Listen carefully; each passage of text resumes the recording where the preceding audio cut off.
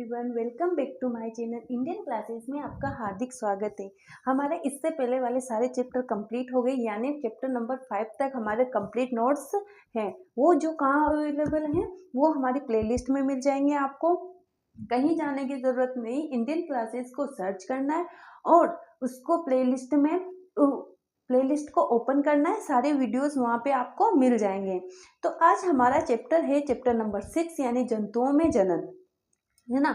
तो हमारे चैप्टर का नाम है जंतुओं में जनन, है ना। जंतुओं में किस तरीके से जनन होता है और जनन क्यों आवश्यक है। भाई जंतु है, जंतुओं को क्या काम, कोई काम करने की क्या जरूरत है, जनन करने की क्या जरूरत है ना। और ये जनन करते हैं तो ये कितने प्रकार का होता है। क्या एक कोशिकीय जीव और बहुकोशिकीय जीवों में अंतर होता है। हाँ, हमने पढ़ा था भाई कि एक कोशिकीय जीव जो सिंगल कोशिकाओं के बने होते हैं और बहुकोशिकीय जीव जो एक से अधिक कोशिकाओं के बने होते हैं। तो क्या इनमें भी जनन की प्रक्रिया अलग अलग होती है या सेम होती है, किस तरीके का जनन होता है। तो आइए वो चीज़ें सारी आज हम इस चैप्टर में कवर करने वाले हैं कि जनन एक कोशिकीय जीवों में किस प्रकार का जनन पाया जाता है और बहुकोशिकीय जीवों में किस प्रकार का जनन पाया जाता है। तो जंतुओं में जनन क्यों आवश्यक है। अपने समान जो हमारी जो पीढ़ी होती है ना, उसमें निरंतरता बनाए रखने के लिए जनन आवश्यक होता है। ठीक है, तो सबसे पहले हम डेफिनेशन लिखेंगे।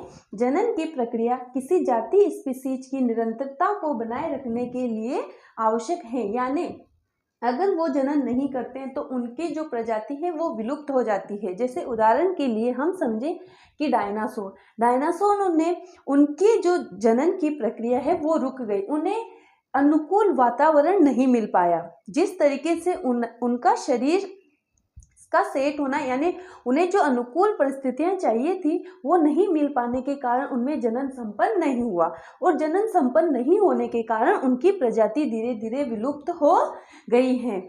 तो इसीलिए जनन आवश्यक है, क्योंकि इनकी पीढ़ी में निरंतरता बनाए रह सके, है ना। तो जनन की प्रक्रिया किसी जाति स्पीसीज की निरंतरता को बनाए रखने के लिए आवश्यक होती है। जनन सभी जीव अपने समान सातत्य उत्पन्न करते हैं, इस प्रक्रिया को जनन कहते हैं। अब देखो, अपने समान यानी जैसे मनुष्य में जनन होता है तो मनुष्य के समान ही उनके बच्चे पैदा होते हैं। जैसे बिल्ली होती है तो उसके समान यानी उसके जैसे ही बिल्ली के बच्चे होते हैं। तो अपने समान जो सातत्य उत्पन्न करने की जो प्रक्रिया होती है उसे ही हम जनन कहते हैं। अब जनन कितने प्रकार का होता है। जनन 2 प्रकार का होता है, लैंगिक जनन और अलैंगिक जनन। लैंगिक जनन में क्या होता है, इसमें नर और मादा युग्मक अलग अलग होते हैं और युग्मकों का निर्माण करते हैं। जब इनका संलेहन मादा शरीर के अंदर होता है तो इसे लैंगिक जनन कहा जाता है। वह जनन जिसमें नर तथा मादा युग्मक का संलेहन होता है लैंगिक जनन कहलाता है। नर तथा मादा युग्मक संलेहित होकर युग्मनज बनाते हैं, जो विकसित होकर एक नए जीव का निर्माण करते हैं। इसमें क्या होता है, जैसे ये नर युग्मक है, ये नर युग्मक है और ये मादा युग्मक है ना। ये दोनों एन होंगे, ये भी एन होगा यानी अगुणित। एन का मतलब होता है अगुणित, ठीक है। ये भी एन होगा, ये भी अगुणित होगा, ठीक है। और ये मिलके 2n का निर्माण करते हैं, यानी बच्चे में किसके कौन से गुण होते हैं, 2n गुण होते हैं, है ना। इसे बोलते हैं हम द्विगुणित। इसे क्या बोलते हैं, द्विगुणित। इसे हम द्विगुणित बोलेंगे। और ये जो प्रक्रिया होती है, नर युग्मक और मादा युग्मक जो मिलते हैं, इस प्रक्रिया को हम निषेचन बोलते हैं, निषेचन बोलते हैं। और ये किसके अंदर होती है, मादा के शरीर के अंदर। मादा शरीर के अंदर ये प्रक्रिया संपन्न होती है। मादा शरीर में भी फैलोपियन ट्यूब होती है जिसे हम अंडवाहिनी बोलते हैं, उसके अंदर ये सारी प्रक्रिया संपन्न होती है, जिससे इससे जो 2n होता है, इस प्रक्रिया को हम ब्लास्टुला भी बोलते हैं, ब्लास्टुला बोलते हैं। और ये धीरे धीरे विकसित होकर भ्रूण का यानी बच्चे को निर्माण करता है। तो नर तथा मादा युग्मक संलेहित होकर युग्मनज बनाते हैं, जो विकसित होकर एक नए जीव का निर्माण करता है। नर जनन तंत्र क्या होता है, नर जनन अंगों में एक जोड़ी वर्षण, 2 शुक्राणु तथा शुक्राणु नलिका तथा एक लिंग होता है। वर्षण नर युग्मक उत्पन्न करते हैं, जिसे हम शुक्राणु कहते हैं, ठीक है। मादा जनन मादा जनन अंगों में एक जोड़ी अंडाशय, 2 अंडवाहिनी तथा गर्भाशय होता है। अंडाशय मादा युग्मक उत्पन्न करते हैं जिसे हम अंडाणु कहते हैं, है ना। मादा युग्मक को हम अंडाणु बोलेंगे और नर युग्मक को हम शुक्राणु बोलेंगे। मानव स्त्रियों में प्रति दोनों अंडाशयों में से किसी एक अंडाशय से एक विकसित अंडाणु का निर्मोचन अंडवाहिनी में होता है। मादा जनन तंत्र में क्या होता है, जैसे ये गर्भाशय है ना, ये हमारा गर्भाशय है, ये गर्भाशय, ये 2 जो फैलोपियन ट्यूब होती हैं और ये फैलोपियन ट्यूब होती है, ठीक है। इस तरीके का स्ट्रक्चर होता है। ये दोनों अंडाशय होते हैं, इधर भी अंडाशय होता है और इधर भी अंडाशय होता है ना। और ये जो गर्भाशय का हिस्सा होता है इसे हम बोलते हैं अंडवाहिनी, अंडवाहिनी बोलेंगे।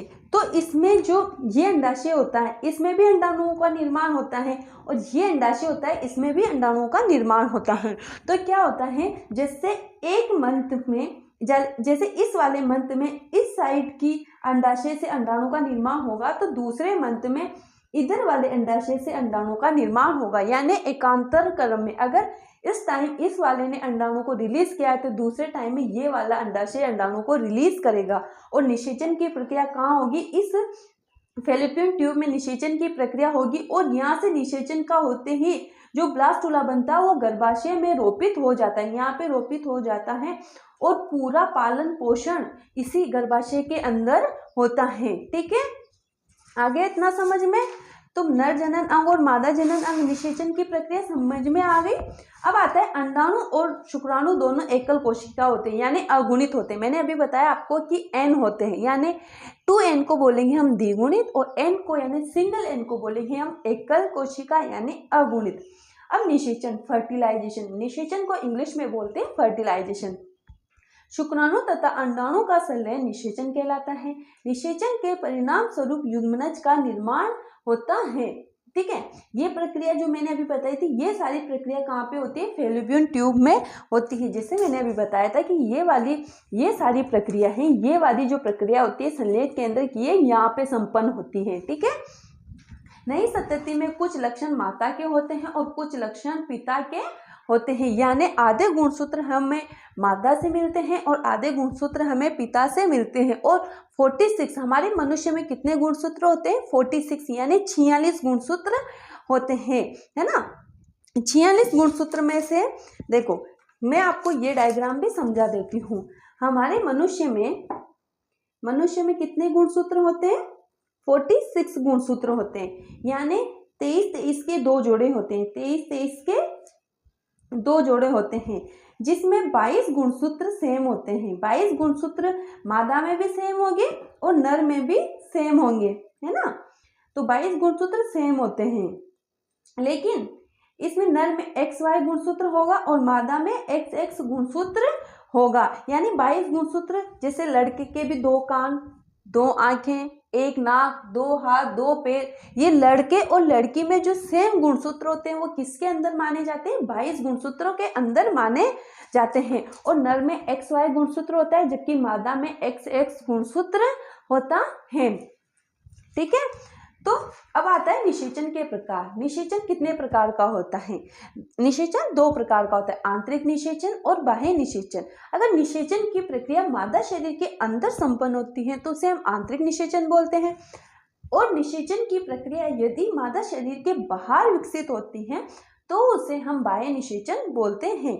वह निषेचन जो मादा शरीर के अंदर होता है यानी आंतरिक निषेचन कहलाता है, जैसे मनुष्य, गाय, कुत्ता, मुर्गी आदि। बाह्य निषेचन क्या होता है, वह निषेचन जो मादा शरीर से बाहर यानी जल में होता है, बाह्य निषेचन कहलाता है, जैसे मेंढक, मछली, स्टारफिश आदि। मेंढक में जनन, अब मेंढक में किस प्रकार का जनन होता है, मेंढक में बाह्य यानी बाह्य निषेचन होता है, यानी जल में होता है। और किस तरीके से होता है, हमने बाह्य निषेचन तो पढ़ लिया, क्या जल में शुक्राणु या अंडा, शुक्राणु को छोड़ते ही अंडाणु आ जाते हैं, ऐसा नहीं होता है। इनका एक टाइम होता है, फिक्स टाइम होता है कि इस मौसम में अगर मादा अपने शरीर से अंडाणु का निष्कासन करती है तो जो मेल होते हैं वो भी अपने शरीर से शुक्राणु का निष्कासन करते हैं। कैसे होता है ये प्रक्रिया, आइए देखते हैं। जब नर तथा मादा मेंढक एक साथ पानी में आते हैं तो मादा सैकड़ों अंडे देती है। ये अंडे जेली की एक परत द्वारा एक साथ रहते हैं। जैसे ही मादा अंडे देती है, नर उस पर शुक्राणु छोड़ देता है और शुक्राणु अंडाणु या अंड कोशिका के संपर्क में आता है तो निषेचन की प्रक्रिया संपन्न होती है। मादा क्या करती है, जैसे ये वाटर है ना, ये जल है ना, इसमें क्या करती है मादा जो मेंढक होती है, मादा मेंढक इसमें अंडाणु की एक जेली नुमा संरचना जिसके अंदर बहुत सारे अंडाणु भरे होते हैं, और मादा जो नर जो आता है इसके ऊपर शुक्राणु छोड़ देता है। शुक्राणु छोड़ देता है तो ये सारे अंडाणु क्या होते हैं, निषेचित हो जाते हैं और एक छोटे ये प्यूपा का निर्माण करते हैं। अब परकनली शिशु, जैसे बहुत से जो लोग होते हैं वो माता पिता के बनने का सुख प्राप्त नहीं कर पाते, यानी मतलब क्या होता है, जो अंडवाहिनी में हमारा निषेचन संपन्न होता है, मैंने अभी बताया था, जो अंडवाहिनी में हमारा जो निषेचन संपन्न होता है उस स्त्री में क्या होता है, ये अंडवाहिनी जो होती है वो फ्यूज हो जाती है, यानी नष्ट हो जाती है, यानी जो मतलब क्रिया करना बंद कर देती है, एक तरह से बोलें तो निष्क्रिय हो जाती है। तो इसमें क्या होता है, निषेचन की प्रक्रिया संपन्न नहीं होती है। तो इस प्रक्रिया में क्या किया जाता है, मादा से अंडाणुओं को लेकर और नर से भी शुक्राणु को लेकर एक ट्यूब में उनका फ्यूज किया जाता है, यानी जो यहाँ पे जो प्रक्रिया होती है वो एक परकनली में संपन्न की जाती है। फिर ये निषेचन होने के बाद इसे मादा के शरीर में ट्रांसफर कर दिया जाता है, यानी गर्भाशय में ट्रांसफर कर दिया जाता है, और बाकी प्रक्रिया वही होती है जो एक नॉर्मल शिशु की होती है। मतलब निषेचन की प्रक्रिया बस परकनली में की जाती है, यानी अंडवाहिनी की जगह परकनली में निषेचन की प्रक्रिया संपन्न होती है। तो इस प्रकार की प्रक्रिया को हम परकनली शिशु बोलते हैं। ये किस प्रकार से संपन्न होती है, आइए देखते हैं। वे स्त्रियां जिनमें अंडवाहिनी अवरुद्ध होती हैं, जिससे शुक्राणु अंडाणु तक नहीं पहुंच पाते, तब डॉक्टर ताजा अंडाणु एवं शुक्राणु एकत्र करके उचित माध्यम में कुछ घंटों तक एक साथ रखते हैं, जिसे IVF यानी इन विट्रो निषेचन अर्थात शरीर के बाहर कृत्रिम निषेचन कहा जाता है, यानी हो सके। यदि निषेचन हो जाता है तो युग्मनज को लगभग 1 सप्ताह तक विकसित किया जाता है, जहां शिशु का पूर्ण विकास एवं जन्म सामान्य शिशु की तरह ही होता है। इस तकनीक द्वारा जन्मे शिशु को परकनली शिशु बोलते हैं। और इसके भ्रूण का निर्माण किस तरीके से होता है, आइए देखते हैं। भ्रूण का परिवर्धन, भ्रूण का पालन पोषण, परिवर्धन का मतलब होता है उसका विकसित पालन पोषण किस तरीके से होता है। निषेचन के बाद युग्मनज बनता है। युग्मनज लगातार विभाजित होकर कोशिकाओं के गोले में बदल जाती हैं। बाद में और किस तरह का विभाजन होता है, समसूत्री विभाजन होता है। बाद में कोशिकाएं समूहकृत यानी एक साथ मिलकर समूह बनाकर उत्तक और अंगों में परिवर्तित होकर भ्रूण में बदल जाती हैं। यह भ्रूण गर्भाशय की दीवार में रोपित होकर विकसित होता रहता है। भ्रूण की वह अवस्था जिसमें सभी शारीरिक भागों की पहचान हो सके गर्भकाल कहलाता है। जब गर्भ का विकास पूरा हो जाता है तो माँ नवजात शिशु को जन्म देती है। और जन्म किस तरीके से होता है, जैसे नॉर्मल बच्चे का जन्म होता है उसी तरीके से प्रकनली शिशु का भी जन्म होता है। ठीक है, तो ये सारा जो आधा चैप्टर हमारा कंप्लीट हो गया। इसका आधे वाला भाग में अगले वीडियोस में कंप्लीट करवाने हूँ। तब तक आप इसको पढ़ना, नोट्स बनाना। अगर कोई चीज़ समझ में ना आए तो आपको कमेंट में टाइप करना है, ठीक है, और वीडियो को लाइक करना है। धन्यवाद।